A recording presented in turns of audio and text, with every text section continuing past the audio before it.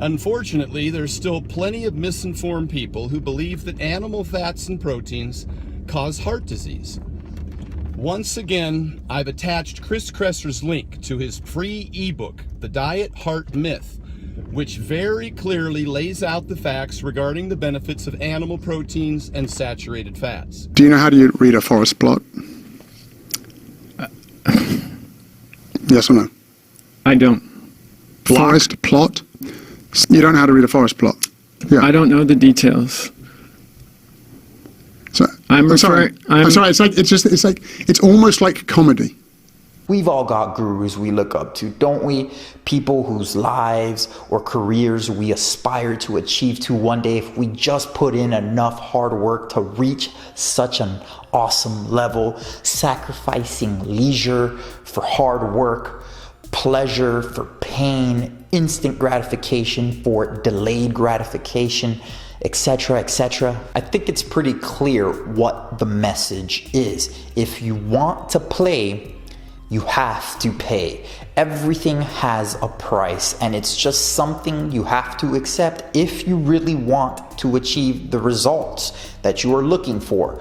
The price can be quite costly or taxing on your body, mind, and everything encompassing your life. But again, that's just the price that needs to be paid if you really want to achieve the goals you have set for yourself. I'm guessing you could imagine setting goals and then working towards these goals can be quite challenging, which is when we as individuals need to be reminded to keep striving for success, as the road to what we want can be full of bumps and sharp turns to deter us from accomplishing our mission. So what do? We look at those who may have traveled down the same path, or at least a very similar path to what we are traveling, and we seek advice or guidance to help give us a nudge in the right direction, or at least reinforce our mission to complete our goal. This is just a natural human instinct to turn outwards onto others for help when we are lacking in motivation,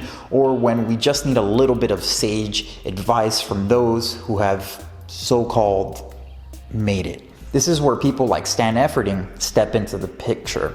This guy has some miraculous achievements in his life that he duly worked hard for. He's also done a great job at marketing himself and making the right connections to push his brand to the masses. He speaks well, he's got a great sense of humor, he's strong as hell, he's got a great physique, and I would say the only negatives in regards to his fitness achievements is his diet and steroid usage. I'm not judging, I just feel it's necessary to state this for any youngsters that may be watching this and may not know any better. With all that said, Stan Efferding is clearly a very influential personality in the fitness community. He's so influential that if you just search the words vertical diet, you'll see loads of people making videos and posts on this crap.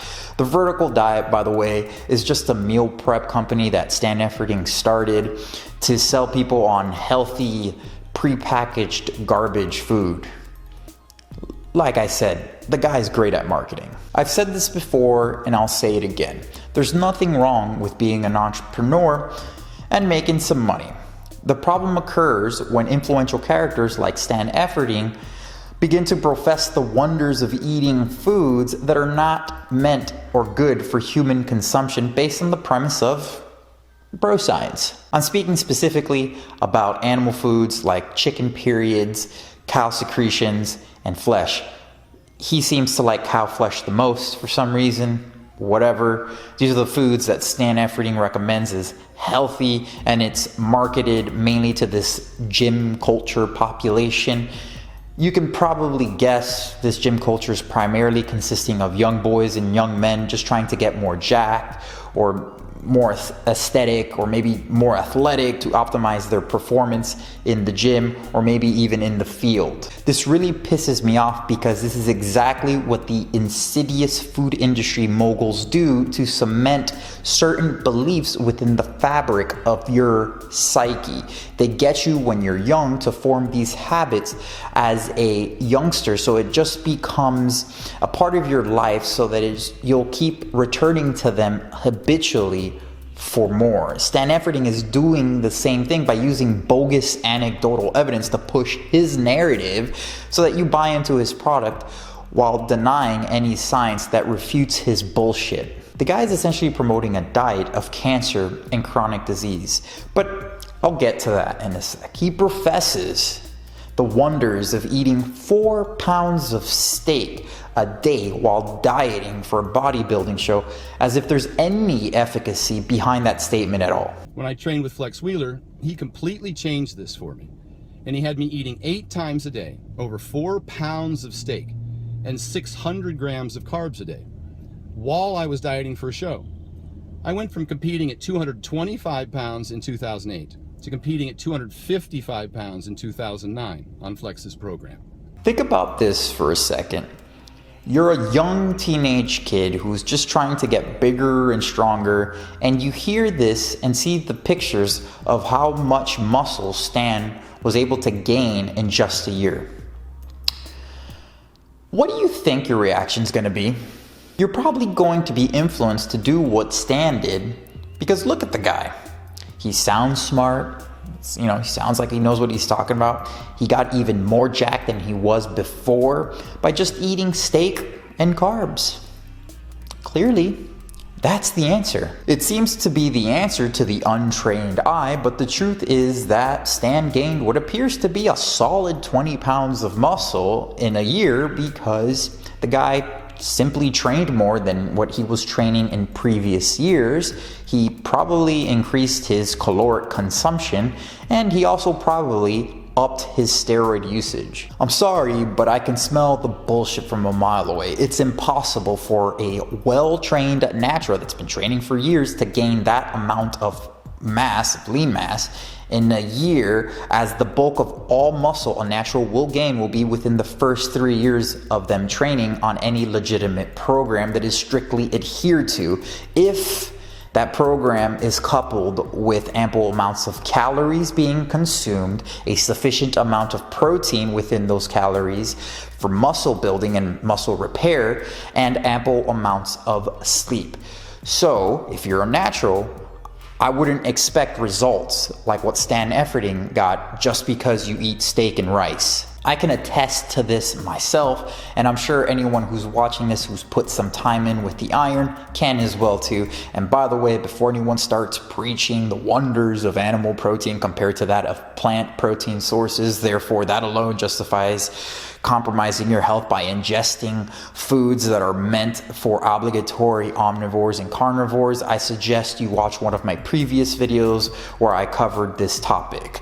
Long story short, animal proteins are not superior to that of plant proteins in modern society. Shocker, I know, as you can tell from the expressions on my face.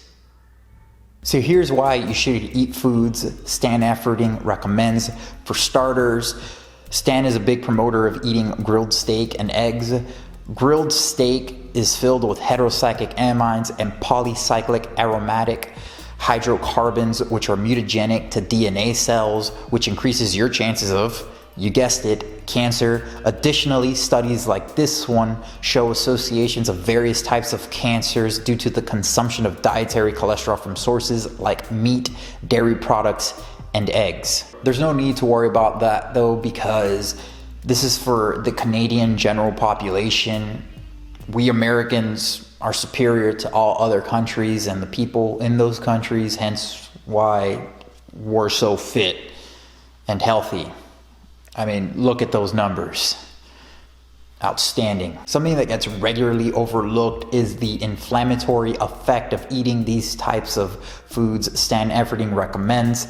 The farm foods Stan Efferding recommends to load up on if you're a growing kid, such as red meat, whole milk, and eggs, are loaded with saturated fat and dietary cholesterol, which are pro-inflammatory based on a literature-derived population-based dietary inflammatory index study. Inflammation is not good. Most people know this. Having more inflammation increases your chances of acquiring cancer and dying from cancer as shown here. Then of course we have the most common chronic diseases in westernized civilizations, which can only be attributed to a diet that is rich in dietary cholesterol and saturated fat. As much as the naysayers want to believe that heart attacks and strokes are not caused by a diet rich in dietary cholesterol and saturated fat, the science shows that atherosclerosis can only be created in herbivores when eating a diet that happens to be rich in saturated fat and dietary cholesterol. This is a fact people like Stan Efferding continue to deny to support their own narrative, even though they have no evidence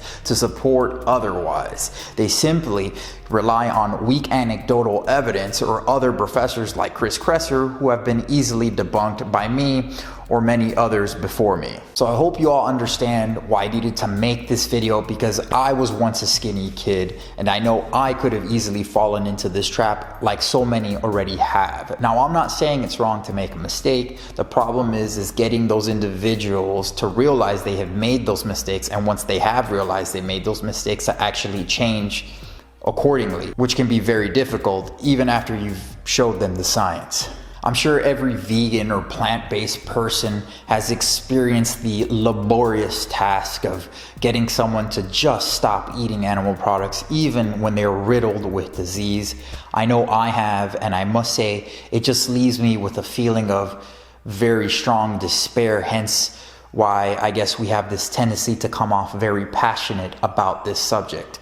Not to mention that we as humans are truly not the victims in all of this, but the animals, billions of animals each year are the victims, as they are the ones who are being exploited for unfounded reasons that are killing us and the planet, and which again, by the way, is just a massive stain on human history. So that's about it for this one. Please let me know what you think in the comment sections down below. As you know, I love to engage with all of you. You know I appreciate every single one of you. Please feel free to like, subscribe, and hit the ding dong button if you haven't already. I'm the Natural Hulkster. I want to thank you for watching, and please stay tuned for the next one.